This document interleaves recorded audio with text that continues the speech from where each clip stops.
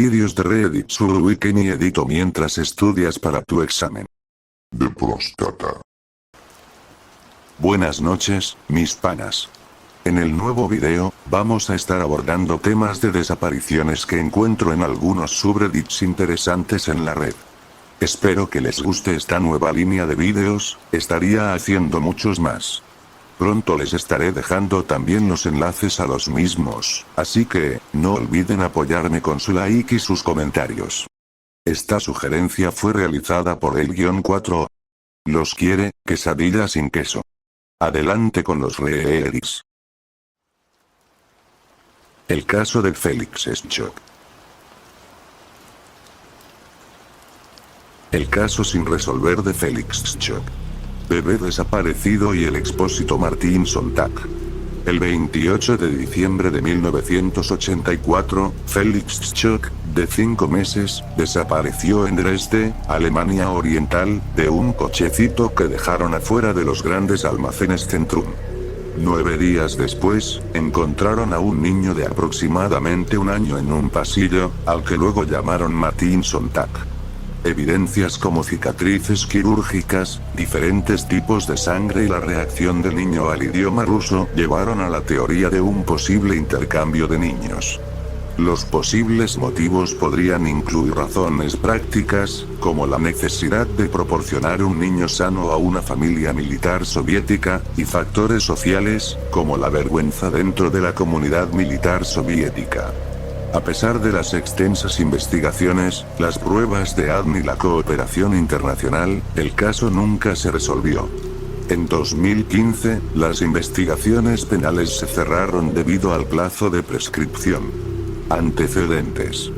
Felix Schacht nació en 1984 y tenía 5 meses cuando desapareció el 28 de diciembre de 1984 en Dresde.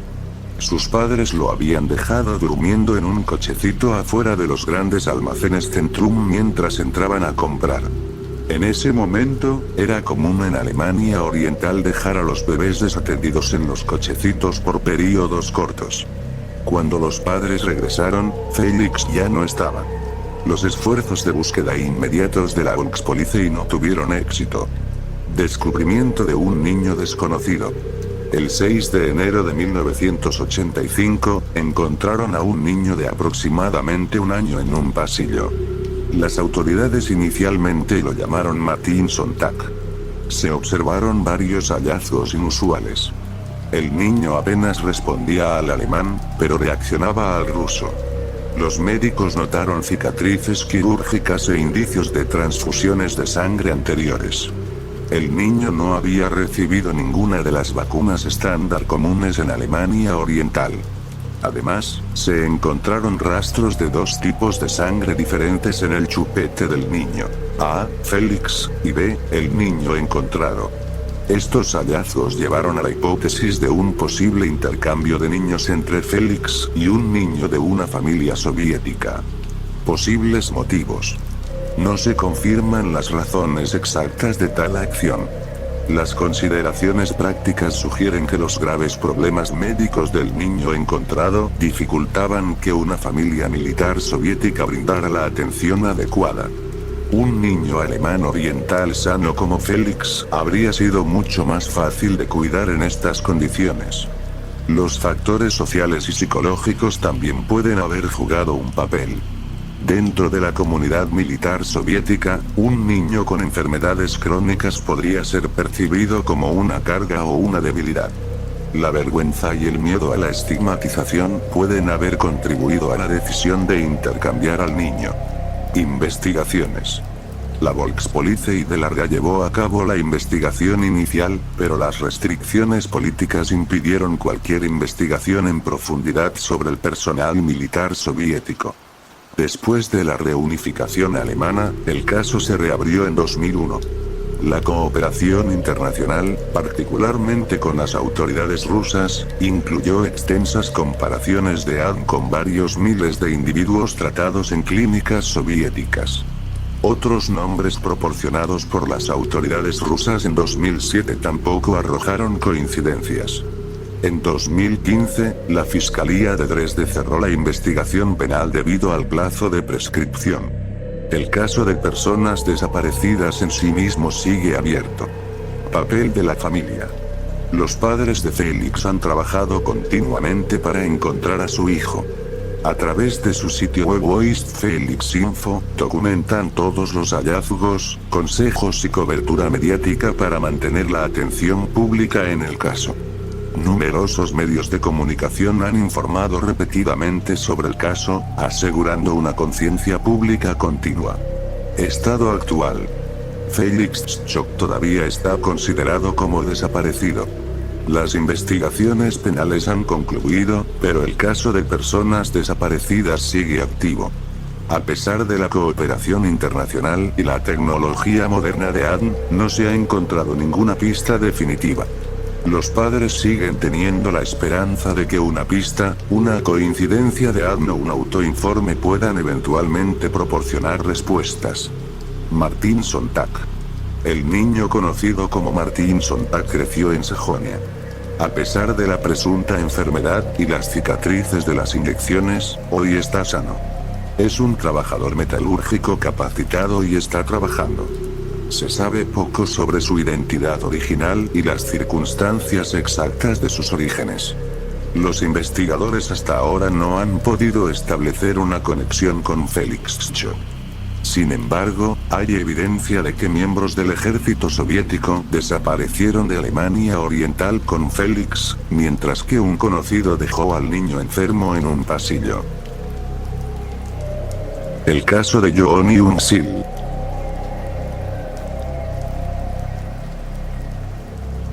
Yoon Young-sil nació el 8 de julio de 1956, en Seúl. Y su hermana, Oh-sumi, nació 5 años antes. No se convirtió en una actriz famosa en el cine surcoreano en los 80. Originalmente, era una estudiante universitaria que estudiaba danza, pero siguiendo la exitosa carrera de su hermana mayor, debutó como modelo en 1977. En el mismo año, también debutó como actriz de cine, actuó en 2 películas. Yoon Young-sil tenía una cara de modelo muy distintiva, y medía 175 centímetros, lo cual es bastante alto para los estándares femeninos tanto ahora como en ese entonces. Así que, sería muy fácil reconocerla si anduviera por la calle, sin mencionar que era una modelo y actriz famosa. Hubiera sido muy fácil encontrarla si alguna vez se hubiera aparecido en público.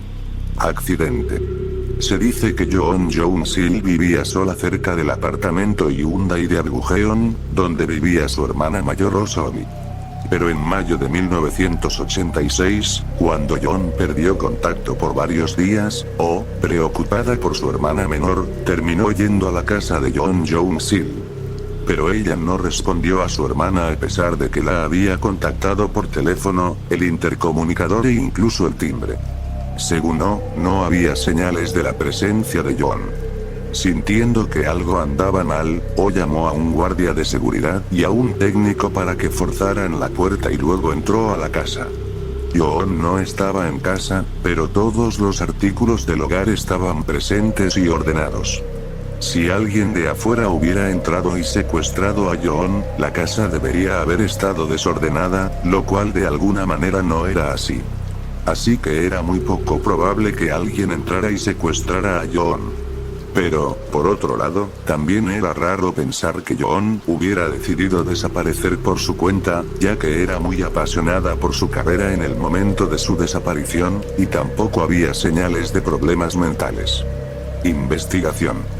Por esta razón, Oh llamó a la policía de inmediato. La policía trató de averiguar si alguien la había visto. Ahora es el momento de recordar lo que enfaticé. Yoon tenía una cara muy distintiva, y su altura era de unos impresionantes 175 centímetros. Lo que significa que sería muy fácil reconocerla si alguna vez anduviera por las calles. ¿Qué es lo que nunca pasó? Ni un solo testigo contactó a la policía. Nadie ha visto a Yoon por alguna razón. ¿Pero cómo? Imaginen a Taylor Swift, sé que es un poco exagerado, caminando por las calles de Nueva York, ya que John vivía en Seúl, con una apariencia normal, miles de personas la notarían. Y aquí es donde las cosas se ponen aún más raras. Según la prensa, la policía, por alguna razón, no hizo todo lo posible para encontrar a John. Nunca alertaron sobre el progreso de la búsqueda, ni dieron ningún discurso público o informe. Como si alguien de arriba les hubiera dicho que no investigaran el caso con pasión. Por esta razón, a pesar de que la magnitud del incidente en sí era muy seria, el caso no recibió mucha atención pública.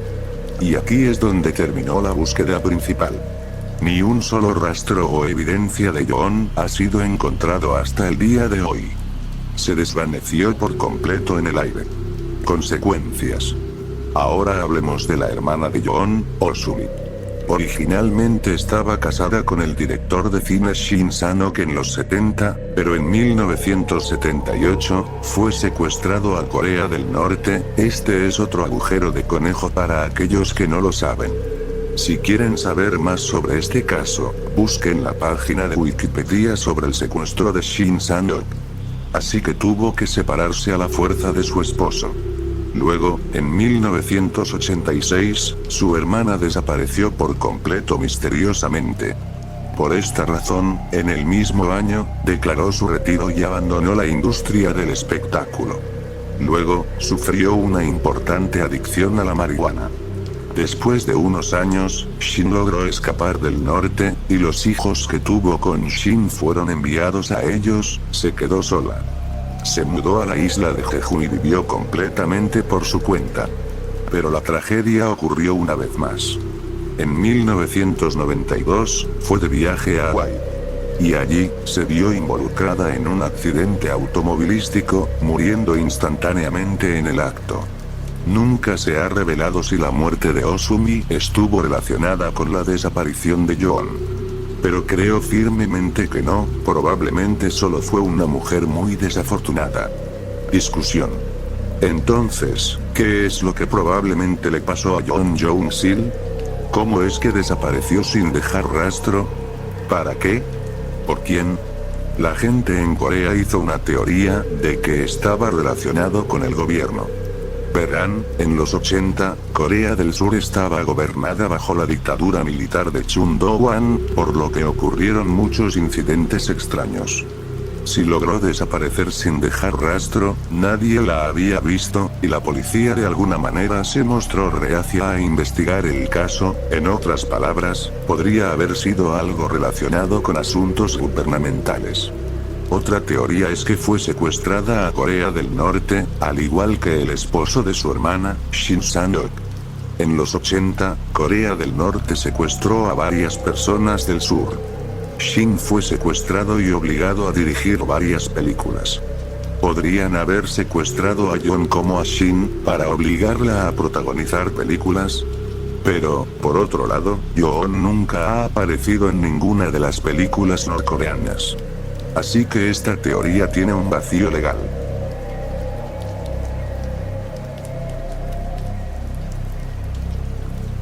El proyecto de Adobe. El proyecto DNA identifica a la última víctima no identificada de los asesinatos de Bear Brook Hwan/Jane Doe. Este es uno de los casos de Doe más conocidos en Estados Unidos, y uno que ha atormentado a detectives aficionados, podcasters y al público por más de 2 décadas. Ahora, el DNA Doe Project determinó la identidad de la niña que encontraron en un barril en el Parque Estatal Bear Brook en el 2000. Se llamaba Rea Rasmussen, hija de Terry Rasmussen y Pepe Reed. Terry Rasmussen, un asesino en serie que se cree responsable de los asesinatos de Bear Brook, también pudo haber matado a Pepe Reed, que desapareció a finales de los 70. En el año 2000, encontraron los cuerpos de 2 niñas en un barril en el Parque Estatal Bear Brook en Allenstown, New Hampshire. 15 años antes, encontraron los cuerpos de una mujer y una niña en otro barril cerca. Después determinaron que a las 4 las habían asesinado y que dejaron sus cuerpos en el parque por ahí de 1980. No pudieron identificar a ninguna de estas personas y el caso se conoció como los asesinatos de Bear Brook. En 2017, el misterio empezó a resolverse. Las pruebas de ADN demostraron que una de las niñas era hija de Terry Rasmussen, un asesino convicto que murió en prisión en 2011. Después de establecer esta conexión, los investigadores determinaron que Rasmussen era responsable de los asesinatos de Bear Brook. 2 años después, identificaron a 3 de las víctimas. La mujer era Marlise Honeychurch y las niñas mayores y menores eran sus hijas Marie Vaughn y Sharon Waters. Pero la identidad de la hija de Rasmussen, de Midlechild, la hija del medio, seguía siendo un misterio. Firebird Forensics trabajó sin parar en este caso por años antes de que la policía estatal de New Hampshire se lo diera al DNA DOE Project en enero de 2024. La bioinformática actualizada produjo un nuevo perfil de ADN para la niña no identificada, que mostró que era de ascendencia puramente europea, y proporcionó una lista actualizada de coincidencias de ADN que los investigadores usaron para construir su árbol genealógico. Le asignaron un equipo de expertos en genealogía genética investigativa al caso, pero su investigación se complicó por la falta de coincidencias de ADN y varios eventos de paternidad mal atribuidos. Como resultado, tuvieron que construir árboles genealógicos muchas generaciones atrás para hacer conexiones, y al final reunieron un árbol que contenía 25,000 personas. Eventualmente, pudieron identificar a una pareja nacida en la década de 1780 como probables antepasados de Jane Doe, y al construir sus descendientes, llegaron a una familia de interés. Un obituario de 2005 para una de las tataranietas de la pareja decía que le sobrevivía una hija llamada Pepper, pero una investigación posterior indicó que Pepper había desaparecido de los registros en la década de 1970. Pepper nació en 1952 y era de Houston, donde se sabía que Terry Rasmussen vivía en la década de 1970. El equipo encontró conexiones adicionales entre los antepasados de Pepper y las coincidencias de ADN de la niña no identificada, lo que confirmó que Pepper tenía que ser la madre de Jane Doe. Para averiguar la identidad de nuestra Jane Doe, primero tuvimos que encontrar a su madre, dijo el líder del equipo, Matthew Waterfield. Nos tomó casi 18 meses identificar a Pepper, pero una vez que supimos su nombre, nos llevó directo a su hija. A los 30 minutos de identificar a Pepper como la madre de la niña, el equipo hizo un descubrimiento impactante. Encontraron un registro de nacimiento de una niña llamada Rhea Rasmussen en el condado de Orange, California, en 1976, con una madre cuyo apellido de soltera era Red. Había cientos de niñas con el apellido Rasmussen nacidas a finales de la década de 1970 solo en California, pero con la conexión de Red ahora conocida, un miembro del equipo fue al condado de Orange a buscar una copia del certificado de nacimiento. Este certificado indicaba que los padres de Rhea eran Terry Rasmussen y Pepper, lo que demostraba que la niña conocida durante 25 años como The Midlechild era, de hecho, Rhea Rasmussen. Debido a su corta edad y circunstancias de vida, estábamos preparados para la posibilidad de solo poder identificar a su madre, dijo la genealogista genética investigativa Jeanna Feeri. Devolverles los nombres de Pepper y Rhea, a sus familias y a la comunidad en general, es el mejor resultado posible que podríamos haber esperado. El DNA DOE Project agradece a los grupos e individuos que ayudaron a resolver este caso. La Policía Estatal de New Hampshire, que confió el caso al DNA DOE Project. El Centro Nacional para Niños Desaparecidos y Explotados, por brindar publicidad y apoyo investigativo desde el principio. Firebird Forensics, que trabajó previamente en este caso. Astrea Forensics para la extracción y secuenciación de ADN. Kevin Lore para la bioinformática actualizada. GEMAPS Pro y Family Tree.com por proporcionar sus bases de datos. y los equipos dedicados de genealogistas genéticos investigativos voluntarios del DNA DOE Project que trabajan sin descanso para traer a casa a todas nuestras Jane y John Does.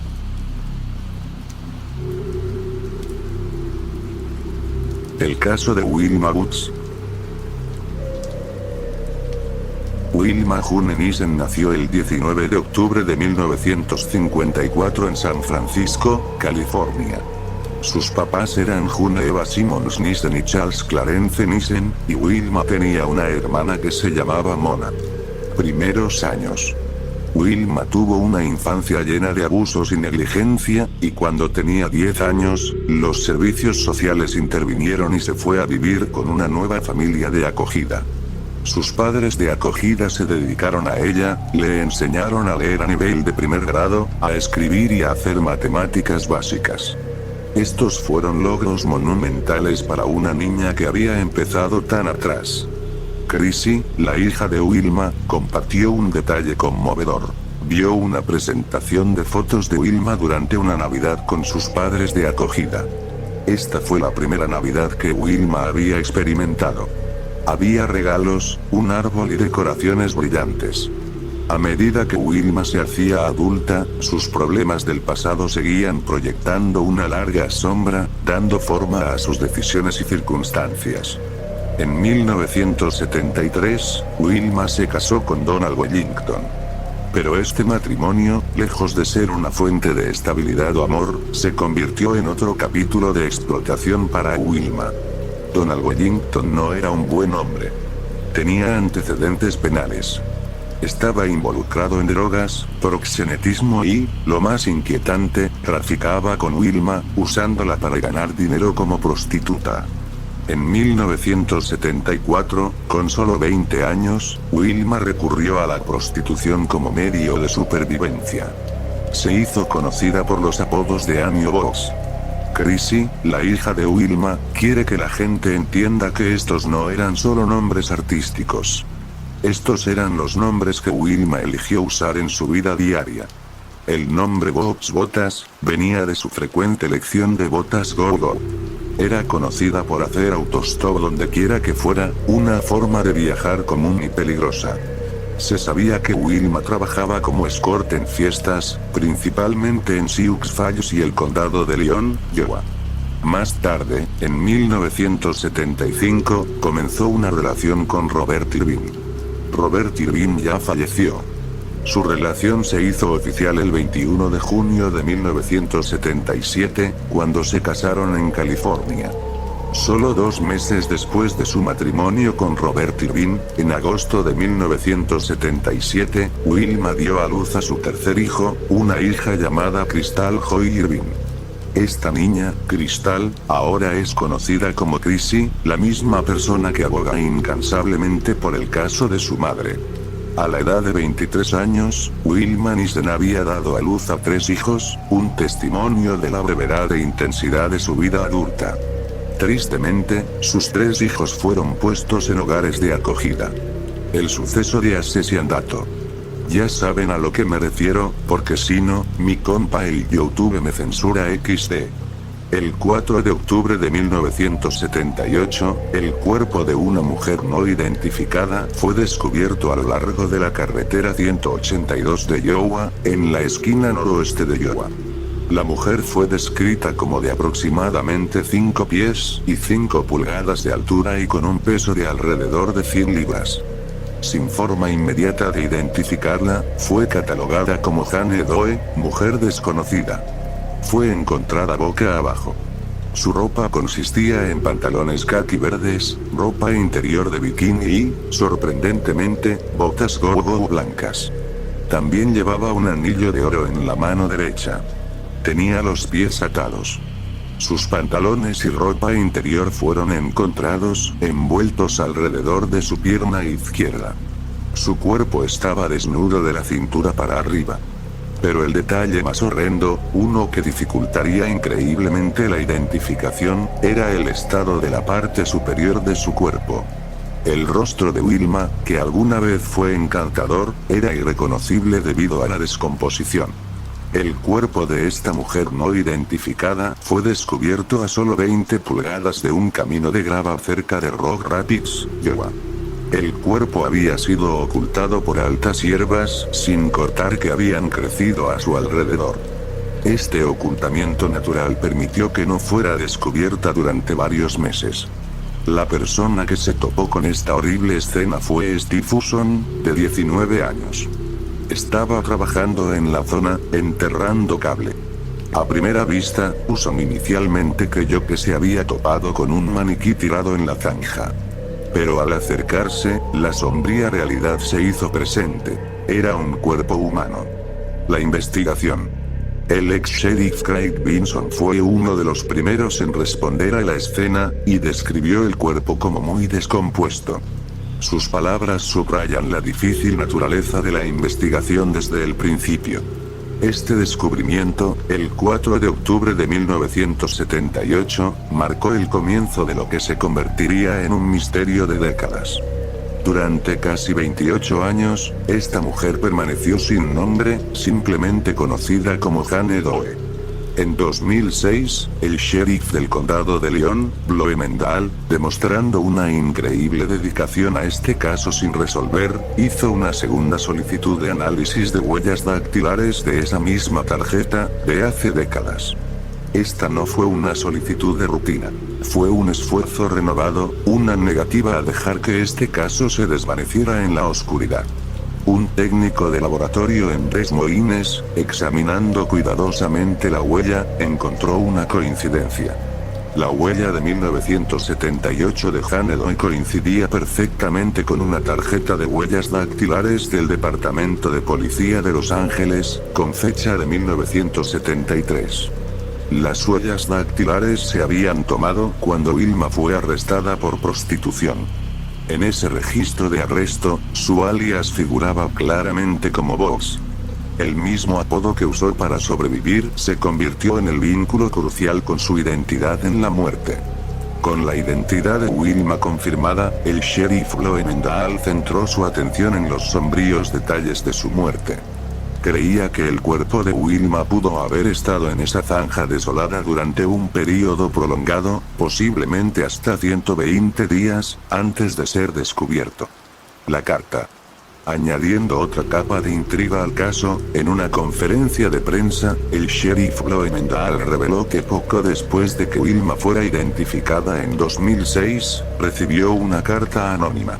Esta carta afirmaba haber visto a Wilma con vida el 26 de agosto de 1978, lo que habría sido aproximadamente 2 meses antes de que se descubriera su cuerpo y se informara a las autoridades. La carta, sin embargo, no estaba firmada y no tenía dirección de remitente. A pesar de sus esfuerzos, la persona que escribió esa carta nunca se presentó. Sigue siendo una pieza del rompecabezas. El detective retirado del condado de León, Jerry Birkey, fue una figura central en el caso de Wilma Nissen, trabajando en él durante casi una década. Su experiencia destaca los desafíos inherentes a un caso sin resolver, particularmente uno que comenzó como Jane Doe en un área remota sin vínculos locales aparentes. Birkey se encontró luchando inmensamente para encontrar cualquier punto de partida para la investigación. Fue una situación increíblemente frustrante y difícil para cualquier detective. Finalmente, después de años de callejones sin salida, tenían un nombre. Con su nombre conocido, los investigadores finalmente pudieron comenzar a seguir pistas, tratando de reconstruir la vida y los últimos movimientos de Wilma. Pero, como recordó Birkey con agudeza, ya se había perdido mucho tiempo precioso. Los sospechosos. La dolorosa realidad de los casos sin resolver es que los testigos y las posibles fuentes de información a menudo fallecen con el tiempo. Birkey relató la frustración de finalmente localizar a posibles testigos o familiares, solo para descubrir que habían muerto meses antes, llevándose sus recuerdos y conocimientos con ellos. En 2016, la oficina del sheriff del condado de León publicó una fotografía de una mujer conocida solo como Sugar, que creían que estaba relacionada con el asesinato de Wilma Nissen. Los investigadores revelaron que Sugar y otra bailarina, conocida solo como PHs, supuestamente estaban involucradas en robar y aprovecharse de otras bailarinas. Si bien PHs nunca ha sido identificada, las autoridades conocen la verdadera identidad de Sugar y la han interrogado varias veces. A pesar de los interrogatorios, Sugar ha negado consistentemente cualquier participación en el asesinato de Wilma. Sin embargo, el detective retirado Harry Birkey tiene una opinión diferente, creyendo que Sugar probablemente sabe lo que le pasó a Wilma. Esto sugiere una fuerte sospecha dentro de la policía. Sugar ha fallado una prueba de polígrafo 3 veces. Si bien los resultados del polígrafo por sí solos no son admisibles como evidencia para los cargos, contribuyen a las sospechas de la investigación. Sugar se describe como una mujer negra que trabajaba como bailarina, escort y prostituta en las áreas de Sioux Falls, Dakota del Sur, y el condado de Lyon, Iowa. Específicamente, trabajó bajo los servicios de escort Playgirls y Playmates. En un desarrollo inesperado en la investigación, un hombre llamado John Van Gameren fue arrestado en 2009 a la edad de 94 años por perjurio. Los cargos estaban relacionados con que mintió sobre el transporte de trabajadoras sexuales entre Sioux Falls y su casa en Iowa. Sin embargo, esos cargos fueron desestimados más tarde. John Van Gameren inicialmente habló con los investigadores sobre la organización de fiestas, pero luego lo negó, sin ofrecer información útil. Van Gameren no es considerado sospechoso del asesinato de Wilma Nissen. En un momento dado, el infame asesino en serie Robert Ben Rhoades, también conocido como el Truck Stop Killer, fue investigado como un posible sospechoso en el caso de Wilma. Esta fue una pista lógica, dado su patrón conocido de atacar a las víctimas, y el hecho de que había estado viviendo en Sioux Falls en 1978, el año en que Wilma fue asesinada. Con fondos federales, el condado de Lyon siguió diligentemente esta pista, y el detective Birkey incluso entrevistó a Rhoades en la prisión de Joliet, Illinois. Sin embargo, después de una investigación exhaustiva, los investigadores finalmente descartaron a Robert Ben Rhoades como sospechoso del asesinato de Wilma Nissen. Determinaron que sus crímenes documentados comenzaron después de su muerte. Llamada a la acción. Puede comunicarse con la oficina del sheriff del condado de Lyon directamente al 712-472-8300. Si desea permanecer en el anonimato y potencialmente recibir una recompensa por su información, puede llamar a Crime Stoppers al 800-222-TIPS. La hija de Wilma también proporcionó otro número. La línea de información de Cold Case Coalition al 385-258-3313.